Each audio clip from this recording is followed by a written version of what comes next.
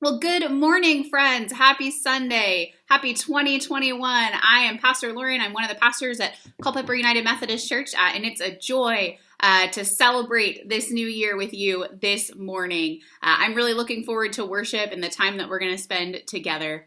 I wanted to let you know, hopefully this is a reminder and not the first time you're hearing it, that for the month of January, we are going back to just one worship service at 10 o'clock. We'll be worshiping online via Facebook or YouTube, or in person in our sanctuary, whatever you are most comfortable with, whatever makes most sense for you and your people. We would love to have you with us. We're going to be starting a new sermon series. We're going to be talking more about these weekly 5 groups that we're hoping to get off the ground in February. So this morning, Pastor John will be preaching.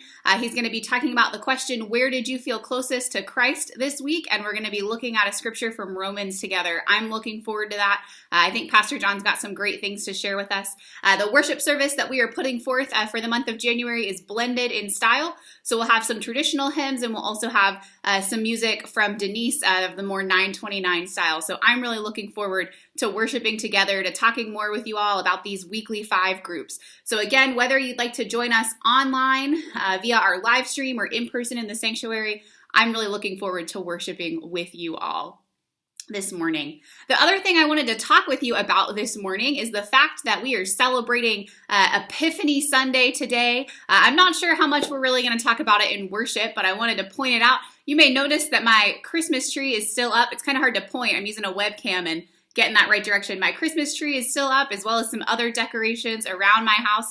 And I wonder, there might be some of you who are of the tradition of de-decorating on the day after Christmas. Maybe you de-decorate on the first day of the new year.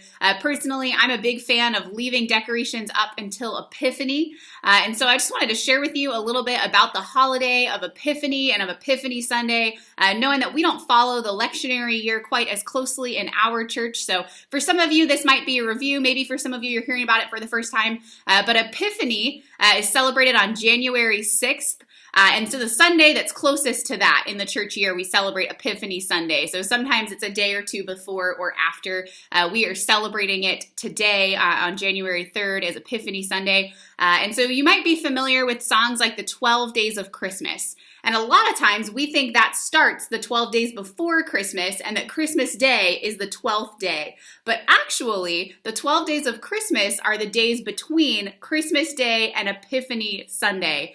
So then Epiphany is when we celebrate when the wise men, when the Magi reached the baby Jesus and they celebrated together. It's a sum of, it's not just the end of the Christmas year. I read a quote recently and I wish I could tell you who said it because I think that this image is really beautiful, but I could not tell you who it was. But somebody compared Epiphany not to be putting the cap on the Christmas season, not just closing it off and bottling it up as we take down our decorations and celebrate, but they compared Epiphany as popping the cork on the bottle, as the incarnation bubbles out and Christ fully comes into the world in this way. And I just thought that was beautiful. So you'll notice in worship this morning as we continue to celebrate Epiphany, our Christmas tree is still up. There may be some decorations that are moved around a bit, but you'll likely still see our Christmas tree and some of those decorations. So I just wanted to let you know why and what's going on with that. Sometimes in different churches on Epiphany, one of the things they do is they pass out star words. It sounds like I'm saying Star Wars, but I'm saying star words, and they're these paper stars that have a word on them. And the idea is that you center yourself on that word in the new year, that it's a word that you use not only just for your own personal growth and development, but also in your relationship with Christ. So I wanted to ask you all, is that a practice that you use? Maybe you're not accustomed to having someone give you a star word, but I know some folks like to choose a word for the year, a word that they like to ruminate on and reflect on, to focus on in the coming year as they center themselves. So I would love to know, do you have a word for this year? Have you chosen a word? If you have and you want to share it, I'd love to hear it down in the comment section below. So that's just a little bit about Epiphany that I wanted to share with you. As I said, we're not, I'm sure we're going to mention Epiphany. We might talk about it a bit in worship this morning, but that's not our big focus, but it's a holiday that I think is great. It's one of our big feast days in the church year. So just wanted to share a little bit about that with you all.